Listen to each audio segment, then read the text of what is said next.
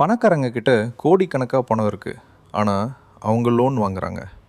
சொந்த பணம் இருந்தும் ஏன் கடன்? முட்டாள்தனமா? இல்லை, இதுதான் அவங்க பணக்காரராக இருக்கிறதோட ரகசியம். இதை புரிஞ்சால் நீங்களும் பணத்தை ஸ்மார்ட்டாக ஹேண்டில் பண்ணலாம்.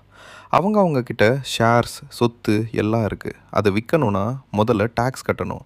அதோடு விற்றுட்டா அந்த சொத்து மேலே வளர்றதும் நின்றுடும். ஆனால் அதே சொத்தை காட்டி லோன் வாங்கினா சொத்து அவங்கக்கிட்டேயே இருக்குது, வளர்ந்துட்டே இருக்குது. சொத்து வருஷம் 12% வளர்ந்தா லோன் இன்ட்ரெஸ்ட் 9%னா அந்த வித்தியாசம்தான் லாபம் அவங்களுக்கு.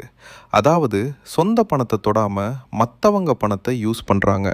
அவங்க சொந்த பணம் அப்படியே வளர்ந்துட்டே இருக்குது. இதுக்கு பேர் லெவரேஜ். கடனை ஒரு டூலாக யூஸ் பண்ணி சொத்தை விற்காமலேயே பணக்காரராக ஆகுறாங்க. ஆனால் கவனமாக இருக்கணும்.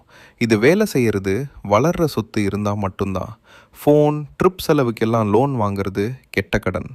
பணக்காரங்க கடனை பயப்படாமல் புத்திசாலித்தனமாக யூஸ் பண்ணுறாங்க. அதுதான் வித்தியாசம். பணம் பற்றி இது மாதிரி இன்னும் தெரிஞ்சுக்க சப்ஸ்கிரைப் பண்ணுங்கள்.